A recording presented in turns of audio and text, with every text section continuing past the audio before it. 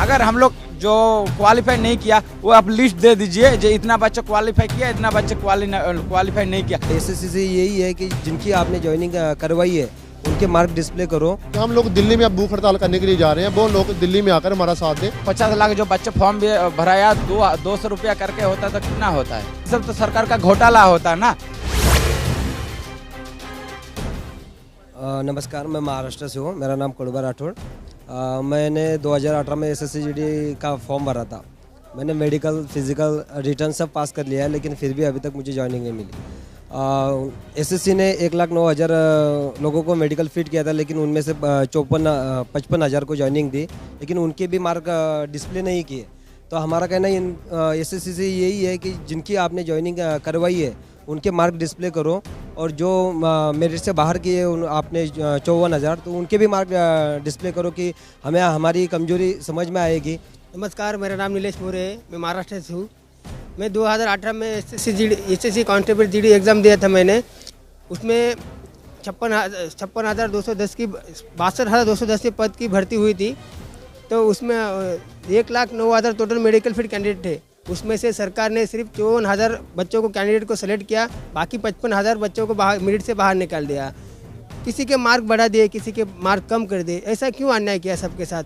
सब paper same रह के भी सरकार बोलती है कि किसी का पेपर हार्ड था, किसी का पेपर नॉर्मल था, इसलिए मार्क कम ज़्यादा कर दिए। लेकिन सबके साथ यहाँ पे अन्याय हो चुका है। बाकी की जो 55,000 बच्चे बाकी है, नित्यानंद राय बोलते हैं कि अभी फ़िलहाल CAPF में 1,11,000 पद खाली है।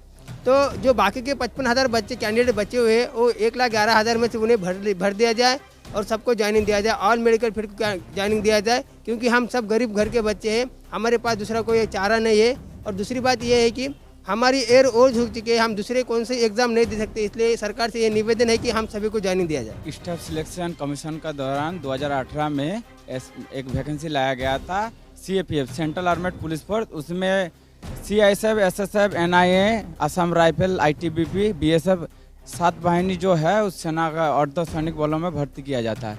उसमें 3 तरह का प्रोसेसिंग होता है। पहले लिया गया कंप्यूटर बेस में रिटर्न टेस्ट, उसका बाद फिजिकल टेस्ट, उसका बाद मेडिकल टेस्ट लिया गया। तीनों चरणों पास करने के बाद सरकार ने कोविड-19 में हम लोग के 1 साल झेला। मिनिमम 3 से 3.5 साल हम लोग लंबी इंतजार किया। लास्ट में सरकार ने हम लोग को 60,210 जो वैकेंसी था उसमें आधा बच्चों को मतलब 55,000 लिया और आधा बच्चों को छोड़ दिया।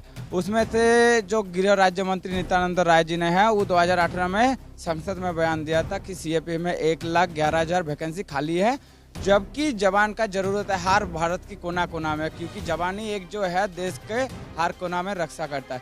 तो हम सरकार को यही पूछना चाहते हैं, जब हम लोग सारे इम्तिहान क्लियर कर चुके हैं तो हम लोग को ज्वाइनिंग क्यों नहीं दिया जा रहा है?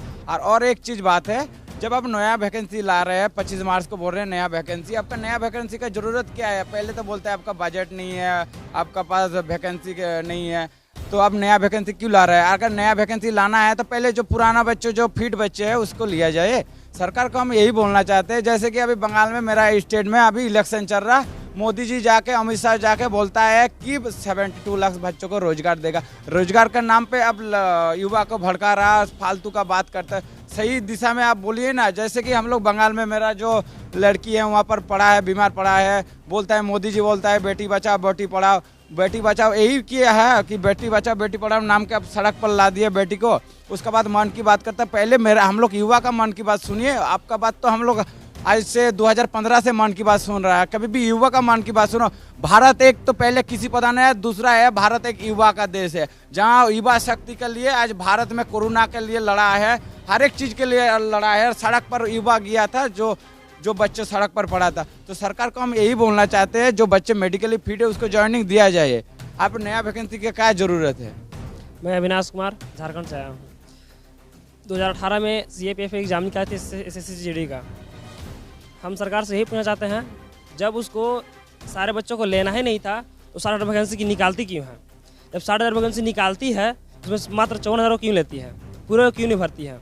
और जब हम SSC ऑफिस में जाते हैं, बात करते हैं, पूछते हैं, तो वहाँ पे यही रिप्लाई आता है कि जो नोटिफिकेशन में है वही समझा दिया जाता है और ये सब सिस्टम का काम है। नोटिफिकेशन हम जानते हैं नोटिफिकेशन में लिखा हुआ है, लेकिन यहाँ पे कहाँ पे नोटिफिकेशन लिखा हुआ है कि मेरिट 3 बार मेरिट बढ़ाया जाएगा और 3 बार मेरिट बढ़ा करके लास्ट में आपको हाई कट मैंने निकाल दिया जाएगा। जब किया जाता है कि मेडिकल के लिए एक सीट के लिए 3 बच्चा बुलाया जाता है, लेकिन यहाँ पर 3 करके उन लोगों को सब धांधली किया जाता है, सिर्फ सीट बेचा जाता है। हम सरकार से यही जानना चाहते हैं कि ऐसा क्यों करती है।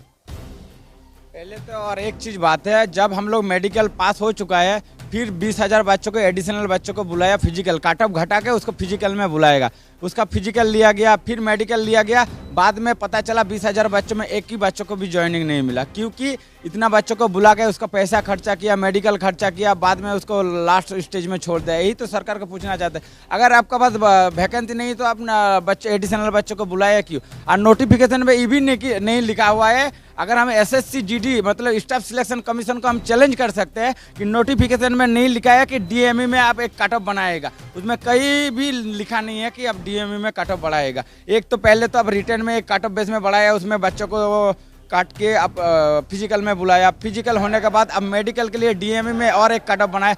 लास्ट में आप 2 बच्चों के लिए 15 से 20 नंबर हाई कट ऑफ करके अब बच्चों को छोड़ दिया। यही तो पूछना चाहते हैं, कहाँ है एक सीट पर 2 बच्चे जब लड़ता है तो 10 से 15 नंबर कैसे कट बनता है? जब SSC को पूछना चाहते हैं तो बोलता है ये हम लोग नहीं जानते। अगर हम लोग जो क्वालिफाई नहीं किया वो आप लिस्ट दे दीजिए, जो इतना बच्चा क्वालिफाई किया, इतना बच्चे क्वालिफाई नहीं किया, वो भी SSC ने बोल रहा है कि 2018 में बंद क्यों हुआ।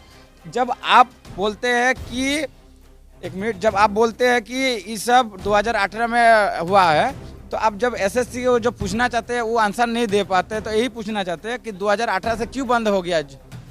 ये सब घोटाला है SSC में। और SSC को चेयरमैन से पूछा, आधा घंटा से बातचीत हुआ, जवाब नहीं दे पाया, बोला कि हम लोग का एक स्टेज दिया जाता है। अच्छा, एक बात बताइए कि हर साल इतने सारे फॉर्म निकलते हैं, परीक्षाएं होती हैं, फिर फॉर्म निकलते हैं, परीक्षाएं भी होती हैं, नियुक्ति तो होती नहीं, तो फॉर्म का जो पैसा है, आपको लगता है कि जितना आपसे पैसा लिया उतने का ही फॉर्म, उतना ही पूरा खर्चा आता होगा? ठीक है, उसका जो पैसा था वो गया कहाँ? पहले तो जैसे कि 60,210 वैकेंसी था, उसमें 50 लाख से ज़्यादा बच्चों ने फॉर्म भरा था। ये 50,000 में 50 लाख जो बच्चे फॉर्म भराया, 200 रुपया करके होता है तो कितना होता है? एक सरकार का बड़ा पैकेज बन जाता है। वही पैसा सरकार ने उसको चुनाव में खर्चा करता है, उसका बाद क्या बोलता है, उसको हम लोग को 3 साल 4 साल लंबी इंतजार के बाद हम लोग को छोड़ दिया जाता है। ये सब तो सरकार का घोटाला होता है ना। स्टाफ सिलेक्शन कमीशन बार बार बोलता है ये SSC आज पहली बार हुआ इतिहास में 2018 में हम लोग का साथ कि मेडिकल होने के बाद को आधा बच्चों को छोड़ दिया गया। नमस्कार सर, मैं रोहित पंजाब से, जो कि मैं SSC GD का कैंडिडेट हूँ। बस सरकार से यही, अगर आप कानून के दायरे से जाएँ तो जो भर्ती के लिए, फौज की भर्ती के लिए रिटर्न एग्जाम, फिजिकल एग्जाम और मेडिकल पास कर लेता है, उसे कानूनी तौर से सीधी ज्वाइनिंग मिलनी चाहिए। पर फिर भी SSC GD 2018 में जो कांस्टेबल की वैकेंसी निकली है, जिसके ऊपर जो सब इंस्पेक्टर यानी कि CPO एग्जाम के रूल लागू करा है, इसमें 4-5 बार जो मेरिट को बढ़ा के चढ़ा कर जो कैंडिडेट की ज़िंदगी से खेल रहा कि एक जब ये वैकेंसी SSC सबसे बड़ी जो कोरोना काल के चलते जो 3.5 साल की भर्ती चल रही है, SSC हर साल जो वैकेंसी कराता है, हर साल SSC के ऊपर केस लगते हैं। 2011 की वैकेंसी देख लीजिए, उसमें केस लगा, उसमें धरना प्रदर्शन हुआ, पर उसमें कांग्रेस सरकार ने 2011 में सभी कैंडिडेट को जो ज्वाइनिंग दी थी। और 2015 की जो भर्ती थी उसमें भी अभी तक जो कोर्ट केस चल रहे हैं, और 2018 की भर्ती है, इसमें भी प्रदर्शन भी चल रहा है, और इसके साथ सभी स्टेटों में जो है वो कोर्ट केस लग चुका है।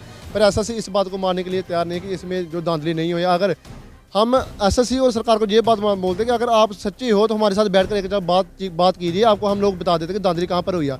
हम 10वीं पास की परीक्षा देने वाले आदमी को पता हुआ कहाँ पर धांधली हुई है, फिर SSC के चेयरमैन उसको क्यों नहीं पता कि इस भर्ती में कहाँ पर धांधली हो गई है। हमें तो इतनी बात बता दी कि जो इन्होंने नॉर्मलाइजेशन पाई है, एक आदमी जो मेरे 57 मार्क्स है, मेरे पंजाब से 58 मेरिट गई है, मैं 100 नंबर से बाहर हूँ, और मेरे पे जो रनिंग के लिए 48 मार्क्स का आदमी बाता है, वो 47 मार्क्स है जो रनिंग के लिए क्वालिफाइड लड़का नहीं है, उसके सीधे नॉर्मलाइजेशन करके 15 मार्क्स बढ़ा दिए जाते हैं, और जो अभी BSF में ज्वाइनिंग लेकर खड़ा हुआ। और ये मैं SSC डिपार्टमेंट से यही बात पूछूंगा कि जो 10वीं पास के एक एग्ज़ाम है, इसकी भर्ती है, इसके ऊपर कौन सी जो आप हाई लेवल का एग्जाम डाल दिया जिसके आप नॉर्मलाइजेशन कर रहे हो। ये नॉर्मलाइजेशन पॉइंट भी जो है पहली बार हुआ, इसमें कौन सी शिफ्ट आ रही है? एक शिफ्ट में 250 आदमी एग्जाम देता है, और 250 के आदमी के ये 13 नंबर बढ़ा रहे हैं। अगर 13 नंबर 250 के आदमी के बढ़ गए, जो मेहनत करने वाले आदमी वो फिर कहाँ जाएंगे? वो तो फिर गलत रास्ते पे जाएंगे जब प्राइवेट जॉब करेंगे। और अगर ये गवर्नमेंट वादा करती थी कि हम जॉब देंगे, अभी तक इन्होंने कोई जॉब नहीं दी। अभी तक जॉब देने की बात तो दूर है, इन्होंने SSC GD का अभी तक मुद्दे को उठाकर भी नहीं देखा कि ये कौन सा मुद्दा है।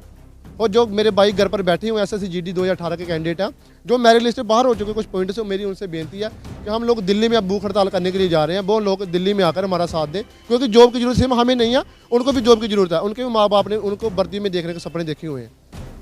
मेरा नाम लखविंदर सिंह है, मैं पंजाब से बिलोंग करता हूँ। तो मैंने 2018 में SSC कांस्टेबल GD का फॉर्म फिल किया था, जिस पैरामिलिट्री में जाने के लिए जो भी टेस्ट थे मैंने सब क्वालिफाई किए, बट आज भी रोड पे भटक रहा हूँ एक वर्दी के लिए। तो मेरी यही सरकार से हाथ जोड़ के बेनती है कि जल्द से जल्द हम लोगों को ज्वाइनिंग दी जाए, क्योंकि सरकार बड़े बड़े वादे करती है 2 करोड़ रोज़गार दूंगी, तो इधर 54,000 को रोज़गार नहीं दे रही। तो बस हमारा यही लास्ट मुद्दा है, क्योंकि ऑल मेडिकल फिट को ज्वाइनिंग दी जाए।